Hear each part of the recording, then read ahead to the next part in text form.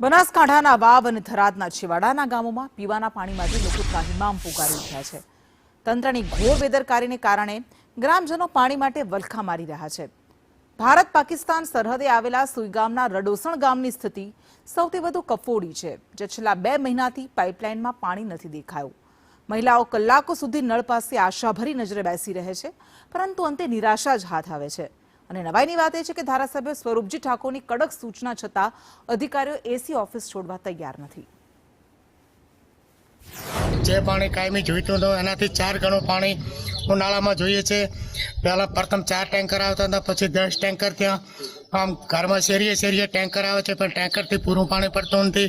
ક્યારેક એકબીજાને પાણી ભરવાના મુદ્દે વાદ વિવાદ પણ ઊભો થાય છે, જેથી સમગ્ર ગ્રામજનો વતી માગણી છે કે સરકાર પાઇપલાઇન દ્વારા સંપ દ્વારા પાણી પૂરું પાડે અને ઘરો ઘર નળ સે જળ મળે, એવી અમારી માગણી છે. પાણી વેચાતું રોજનું અમે 200 રૂપિયાનું પાણી વેચાતું રિક્ષામાં નખાવાના. આખા ગામને બધાને ખબર છે તો પાણીનો પ્રશ્ન અમારે હલ થાય. ટેન્કર એમને જે આવતો હોય એ હું તો જોતો જ નથી, એટલા આવે જ્યાં આવતો હોય જો ભરાવતા હોય એમના મેળમાં ગમે ત્યાં ભરતા છે. અમને પાણી મળ્યું નથી.